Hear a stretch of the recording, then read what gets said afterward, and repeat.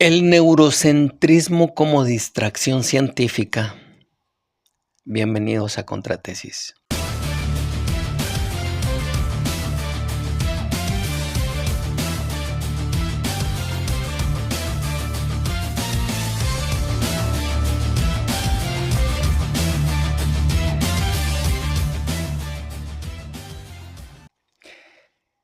Yo recuerdo cuando en alguna etapa de mi vida, por ahí de los 80s, el término psico estaba implementado en casi todo. Pero extraño porque, si bien es cierto, el término psiquis en su origen etimológico significa alma, espíritu, ánima. Sin embargo, entendemos hoy en día que es la relación con lo conductual o la relación conducta-psiquis. Pero entonces, todo lo nuevamente generado en aquel entonces, como clases de superación personal, educación, métodos de producción, etcétera, estaban ligados en teoría, o mejor dicho, estaban ligados en marketing de ventas mediante el término psico. Todo aquello que antepusiera el término psiquis o psico tenía un 50% más de probabilidades de éxito. Luego llega la era de la computación. Las computadoras ya estaban más accesibles en el mercado, sobre todo en el mercado empresarial, y algunas empresas comienzan a utilizar la computadora. Y cuando se decía que hacían la tarea por computadora, era verdaderamente atractivo, ¿eh? Diagnósticos por computadora, reparaciones por computadora, ventas por computadora, clases por computadora, cobros, etcétera. Pero claro, a un año después, pues todos teníamos una computadora y eso deja de ser atractivo. Es más, se escuchaba hasta retrógrado. Y claro, ahora, en la actualidad, todo el mundo es neuro, o todas las actividades son neuros, o todas las empresas son neuro. Entiendo la necesidad de vender, por lo tanto de mentir, y escuchamos cosas como neuroeducación, neuromeditación, neuroaprendizaje, neuromarketing, neurofinanzas, neurohabilidades, etcétera. ¿Y quién tiene la culpa de ello? Pues nosotros, el mercado, el pagador. Pero en este origen neurocentrista viene porque estamos en una etapa seria de implementación de mediciones cerebrales. Es decir, la utilización de aparatos como los electroencefalogramas y las resonancias magnéticas han sido de apoyo ya no solo para lesiones o disfunciones cerebrales, sino que también se quiere ligar con las conductas. Se pretende ligar la relación neurofuncional con las conductas. Y esto viene a dar un resultado en realidad muy vago, con vagas interpretaciones que se atribuyen como resultados métricos. La mayoría de las investigaciones que se basan en la medición de las actividades cerebrales, en las zonificaciones, vienen como conclusión. Les pongo un ejemplo.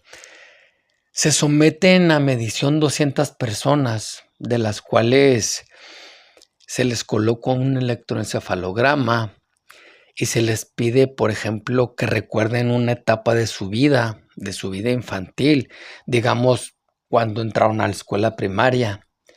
Bueno, pues de estas 200 personas medidas se registró actividad cerebral en el lóbulo derecho temporal. En 120 de ellas, de las 200, 120 resultaron con actividad en el lóbulo temporal derecho. Entonces se concluye que los recuerdos infantiles se guardan en el lóbulo temporal derecho. ¿Será que sí?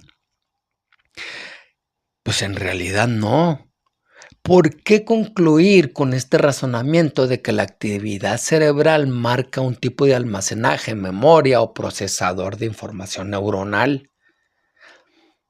Recordemos, por ejemplo, que mediante este mismo proceso, alguien o algunos determinaron que el lado izquierdo del cerebro era la parte creativa y el lado derecho del cerebro era la parte más analítica.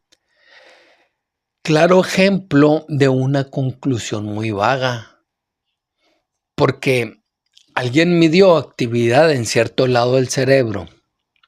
Miren, imaginemos que nosotros no conocemos nada de automóviles y que en algún momento se descubre una máquina que marca el calor de los carros cuando están en movimiento y se distingue en la zona de las llantas y del radiador que se ponen más calientes cuando hay una aceleración del carro. Entonces sería sano concluir que el calor de las llantas y el calor del radiador aumenta la velocidad. Esa es una conclusión vaga, a eso me refiero. La velocidad no aumenta con el calor de las llantas o el radiador. El calor de las llantas y el radiador aumenta con la velocidad, que son dos cosas casi opuestas.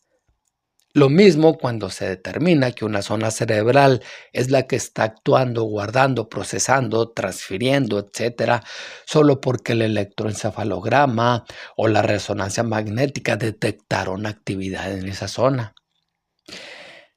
Repito, estos aparatos son fantásticas herramientas para detectar lesiones y disfunciones, pero correlacionarlos con las conductas o los mecanismos neuroconductuales pueden resultar simplistas porque probablemente estaremos equivocados.